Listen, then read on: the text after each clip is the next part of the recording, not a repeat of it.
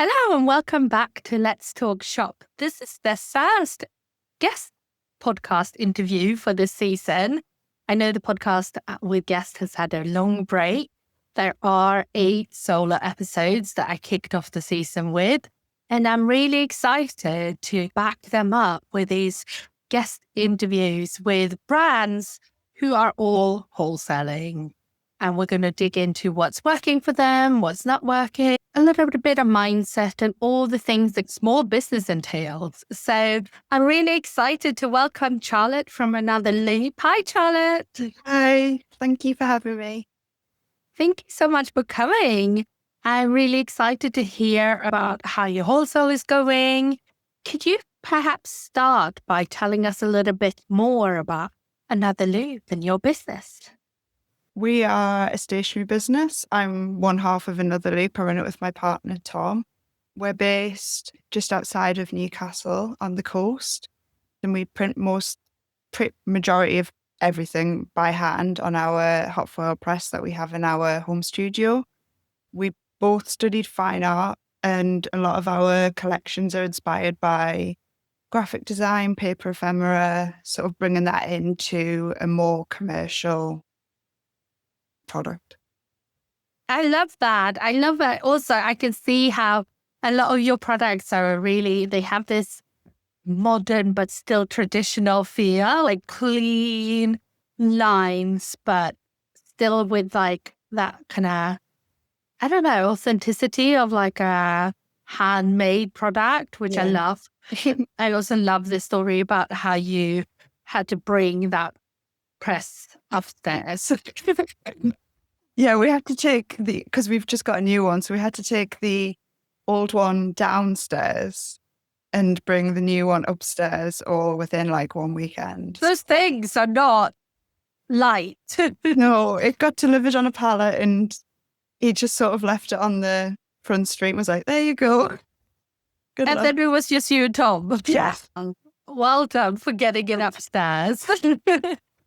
I thought a good place to start would be to find out where you're at with your wholesale now. How many stockists do you have? How is it going? So I think it's going really well at the minute. We're currently on 24 stockists. So yeah, we're really happy. I think we started wholesaling around the end of September last year. And I think we started this year with about 5. So yeah, not too bad.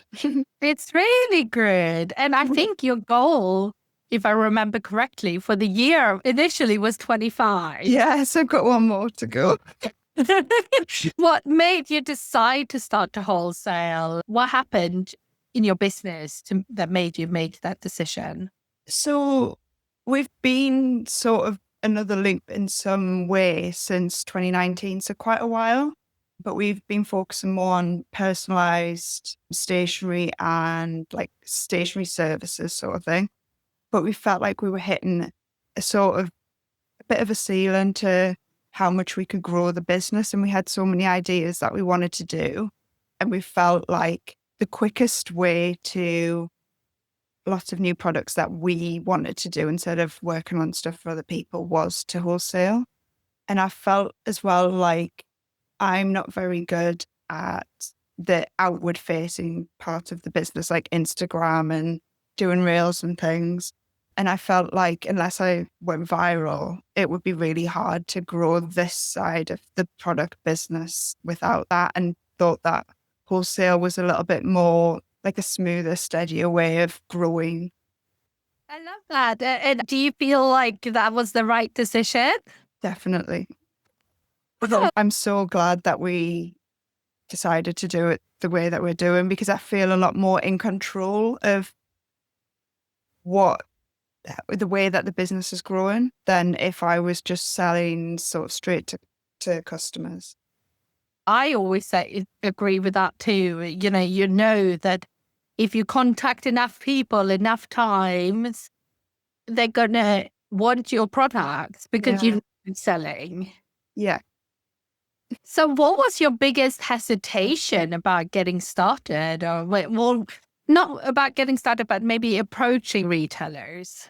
Yeah, so I think I'd done quite a lot of reading around how to start with wholesale and was really worried about the silence or ghosting, whatever you want to call it. I sort of knew that it was a big part of just being self-employed anyway, of how long I've been in the business. But I think once I started reaching out, I felt, and after talking to you, I felt like I knew that that was part of the business and you just sort of had to get through it. And now I have examples of where I had emailed so many times and literally had nothing back. And then one day they just place an order. So I know that that works, even though it's horrible. Another thing that I was probably quite worried about was the sort of jargon around wholesaling. I think I'm definitely more creative mind than like business money minded. I feel now like I have the confidence to know how to talk about wholesale pricing and things with people. And I feel like it didn't take us too long to figure it out. No, I think there's not that many terms actually when you break it down. It's just getting your head around them. But one thing that came up when you said that was like, you're gonna be ignored, right? Like, Yeah. why do you think that it feels worse? Because I feel like I've been ignored on social media a lot, but we don't talk about, we talk about it in a different way. We say like, oh, my post didn't get any views or any likes or something. But actually, more people ignore it on social media than when you email someone. So like, you get ignored by more people. Yeah. I Like, guess why do you think that is? yeah, I guess you're not aiming it at someone in particular. Like I feel a lot of the time with Instagram you can just be posting it out and it's just out there, isn't it? You don't know who's going to see it. But with the emails, I think when you're spending the time to find out the person's name and, research the shop, it can be quite hard to keep pushing through that when you're putting a lot of effort in. But totally understand why it happens. And, I've not replied to loads of emails off people. So I know that it's not, yeah, it's just part of it, isn't it? In Sales Growth Lab, we're going to do a challenge. I bought these. Liz Mosley, I don't know if you know her. She does this chart about like collecting no's. Oh, okay. And you get stickers, which obviously makes everything better. Yeah. I need to pack out and send to everyone, all the students, because we're going to collect our 100 no's. I thought it could be a fun challenge to do together, but to kind of try to put it into more like a sense of accomplishment that you get a no rather than a no being like a step further from your goals. It's actually a step closer to your goal. Yeah. I always sort of do prefer it when someone says no as well, because I think I'm usually, probably with your help, quite good at turning it round to being like, well, do you want to be on my newsletter? Do you want us to contact you in the future or not? And sometimes you can sort of get a conversation going a little bit, even though they've said no. Yeah. It's almost like you're taking the pressure off Yeah. by like the no has happened. Both of you are aware of it and you take the pressure off. Yeah. It can feel quite nice for both parties, I think. Yeah. What has been your most effective way of getting stockists so far? Well, I think particularly for my business, I think because we can make the stuff, we make all of the stuff in house, definitely making little flyers and things to send out to people has been like really helpful. I think at first I sent my first one out when we just got accepted onto Fair and wanted to sort of push getting a lot of sales on there. And I then sent another one out for Fair Market. And I think it's a really good thing to sort of, you can keep emailing and Instagramming to people so much from sending out this one thing. But I do appreciate that that's probably more specific to my brand because I can do that sort of thing. Think that, I mean, maybe it is slightly lower investment for you to do that sort of thing because you can produce it. Yeah. But anyone can order some postcards at printer.com or whatever website you want to use. Yeah. They're not super expensive, and most people have a home printer. You can get some blank postcards. I do think that if you want to break through that cycle, if you have the kind of will to do it, then there's a way to do it. And I think if you're really creative, which most small businesses are, I think it's like a way I really enjoyed doing it because it meant that I could design something new and something creative that isn't, it's just a one-off thing. It was still a work-related, sales-related task, Yeah. which is a good thing. And I loved seeing that. Most people don't have as nice handwriting as you did, but you can still do something. I used to just get some colorful Sharpies and draw a rainbow on the envelope or something.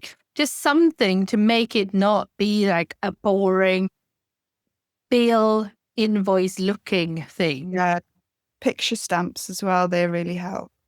Yeah. It's like really like it when you include a picture stamp instead of just the standard. Yeah, just something fun, right? Yeah, I agree. One thing I really, really think is such a great thing that you've done in your business is that you used local grants to get support. And it actually isn't that many people. I obviously have some clients and students that do that, but far from many. So can you tell us a little bit more about how you did that? Yeah, so the main reason why I did do that was because I was already working full time on the business. So I felt like the money that was coming in, I still needed to pay myself while sort of pivoting away from doing sort of service-based design work. But I went to my local council, like local authority, and said, is there any where that can help with this sort of thing? Because I felt like I'd done quite well building up the business without any help before that to make enough to earn a wage from. And they were super helpful. They gave me quite a few different ideas of routes to go down. And I've done it quite a few times now, even for launching new collections and hopefully for doing some trade shows in the future. They're going to help. That would be amazing. Have you gotten grants for equipment as well? Yeah. So when we were moving, because we knew that we were going to have to produce on a much larger scale for wholesale, the machine that we had was good enough for bespoke work, but not enough for churning out a lot more. So yeah, they helped buy the new machine and helped cover the training for wholesale through you. That's so amazing. I love when I get to work with someone that didn't have to pay for it. Like that feels like mission accomplished in the way, because when I started this business, I was like, oh, if I can help someone else make more money in their business, maybe I can make a living from it too, kind of thing. And it's funded for other means. That's even better. Yeah. So who did you contact at your local authority? I think I just at first started just Googling like general, like creative small business grants. Luckily, the area that I'm in and just outside of Newcastle, they're doing a lot of stuff for creative businesses. And then I also applied for the larger one, came through Create UK, which is sort of works with local authorities, but it's sort of like an arts council sort of thing. So yeah, I think they always look sort of very closed off, which isn't great. I think what I've always done is before I've applied for any, just emailed someone and said, this is what I'm wanting to do with the money. Do you think that do you think I would get accepted? Or do you think this is the right sort of thing that you would want to apply for? And actually, usually the person that comes back is always like super friendly and super helpful because they've got this pot of money. They need to give it to people. I think it's just that a lot of the time the forms and the websites feel very like closed off, especially if you're not like a business-minded person. Yeah. I think that you're way more business minded than you think you are, or because you've obviously been running your business now since 2019. That's quite the achievement, you know? Has anything surprised you about selling wholesale, either in a good or challenging way? I think challenging way, I think the consistency is something that struggle with and probably do still struggle with. I think, as we were saying before, it can be really hard to keep reaching out to people when you're not getting anything back, but you've got to keep powering through. Yeah. But one good thing I would say that has surprised us, which is even slightly different from just selling sort of to customers, is that people, like other small businesses, really want to talk to you about how much you're making, how, like, where you're selling, how's it going. You know, people want to talk about what shops they're stocked in, what they think you should be stocked in, and things like that. So it's sort of like a little community to sort of help people, help each I other. think it's amazing, the small business community. If you find the right corner of it, I think it's super supportive. Yeah, definitely. And not as, you know, I thought maybe when I started that it would be, and obviously it can feel like it when you start. You have to find your people, right? I thought there was going to be way more gatekeeping, but people are not very gatekeep. I don't know how to say that one. Yes. Yeah, like people want to tell you how many orders they got in fair market, what they did during it, like what fair trade shows they're doing, what they think you should do for your trade shows and stuff. So like everyone's been super helpful. That's so exciting. And so good to hear too, and really reassuring, I'm sure, for people that are perhaps where you were last summer before you started. Yeah. So that's really nice to hear. And what's something that you learned that you'd wished you known earlier? Well, I was chatting to Tom about this just a few days ago, actually, about how with Fair Market just finishing, I think when we weren't on there, I really felt like it was the be all and end all to get on there. And once I was on there, we'd get loads of orders and blah, blah, blah. But yeah, now I feel like I now know that fair isn't everything. And you do have to really carry on the way that I was before I was on there, even though I can now send people there.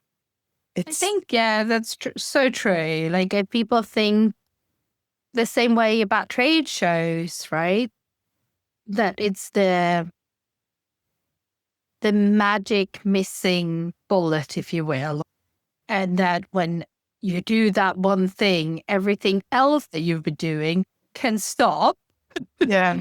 And you will regain all that time and orders will just miraculously come in. And I think there is nothing like that. Yeah. I think we still have quite a few stockists that started ordering from us before we were on fair and have still carried on ordering through our own website, and sort of quite happy to do that. We've had a few that have found us through fair, and which is great. But yeah, it's definitely not the be all and end all. Yeah. Yeah. Just as you were saying that, I was thinking, oh, your cards would look really nice in my logo story. It's just like a random thought because we were in chatting with them. It's called Emmy's Florals in Amtil. You'll have to look it up. Okay. They're very lovely. And I think they're very much, you know, well, they just stock lots of little brands. I like it. Yeah. And I think that, you know, people want to buy from people as a lot of times. And I think just because fair is there and it makes it easy to also place an order at 11 p.m. doesn't mean that everyone is going to want to do that. Yeah, definitely. What's next for you in wholesale? Any big goals or plans that you're working on? So obviously we're just one stockist off getting our yearly target. So yeah, we're going to have to up that. But probably aiming for a larger shop like Liberty. How would Yeah, I say that? I am a few. So yeah, someone like a larger shop, maybe even one that has multiple like locations would be really good. Maybe I'll live a Um, bonus too. yeah, yeah, that would be the dream. Oh, Waterstones would be good too. Yeah, yeah. And probably trying to branch out a little bit into like America, Canada, because I haven't sort of focused on that yet. I feel like I'm comfortable now with what I'm doing. So I feel like these are two different avenues that we can go off for the rest of this year. Yeah. And obviously fair helps with the overseas one. So that is a big help. I felt like I was waiting until I got on there before I could approach America. Yeah.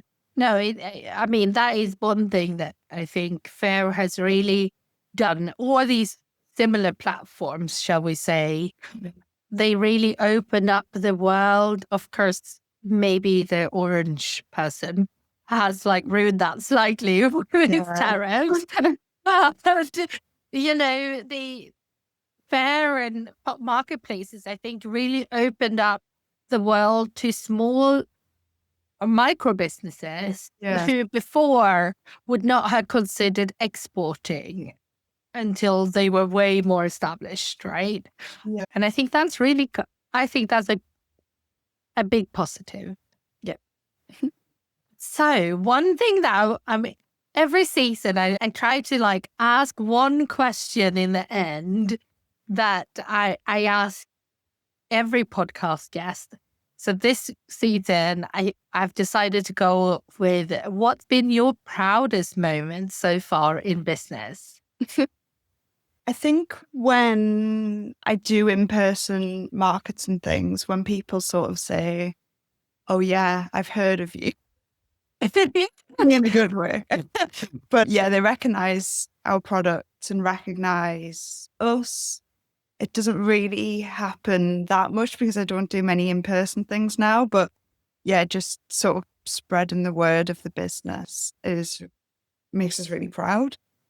One thing as well that literally just happened before I came on was that I had a really, really nice message off one of my stockists who just received their fair market order.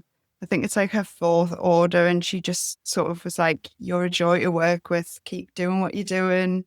Your Oh, customer service is really nice." So yeah, like it's so nice. I don't like she knew that I was coming on, and was trying to think of something to talk about. So yeah, I'm little bits of feedback like that. I feel like really sort of spur you on, especially when we're saying you do get a lot of silence a lot of the time. It doesn't Yeah. take much to sort of boost your confidence a bit. Yeah. I think that's wonderful to hear. I think anything like that is so nice. I think, you know how that saying, like, I'm not so much for it, that thing where, like, whenever a small business owner gets like an order, they do a happy dance. It's like Yeah. not realistic, right? But I do think when we get feedback like that, that means obviously orders is money, that's great. But Yeah. like when you get someone taking their time out of their day to like message you like that, that I think is like way more of a happy dance moment, whether it's mental or actual. Yeah. Yeah, definitely. I feel like it sort of cements the fact as well of that I find it a lot more, I feel more confident selling to the 24 people that I'm stocked with than trying to sell to like 2,000 people on Instagram. Because you get feedback like that off the people and you can really build a relationship. I know what she likes. I can sort of feel like I can design stuff with the shops that I'm now stocked in mind, which is hopefully good for them. So yeah, it really cements the sort of working in wholesale instead of working like B2C. I love that. And I guess it's good for them. It's good for you. Like it's basically growing your businesses together, right? Yeah. Which is so nice because Yeah. if you design something that they love, that their customer loves, it helps both of you. Yeah. She is still pretty new actually as well. So shout out to Stockton Horsford. I think it's just so nice when you start building that relationship with someone. When you start doing trade shows, you will see that even more because once you really get to like have a face to a name, Yeah. it's so nice to see these people that you've been talking to. Yeah. Yeah. Well, thank you so much for coming on the podcast and being the first guest of the season and being really brave. And I hope that you have a really nice day. And thank you so much, everyone, for listening. There will be another guest episode out next week. I'm aiming to publish them on a Monday. So you tune back in then. Thank you so much. Oh, no, wait. I forgot. Where can people find you? Oh, so our website is just anotherloop.co.uk, or our Instagram is at @another_loop. Amazing. Well, thank you so much. And thank you, everyone, for listening. Bye.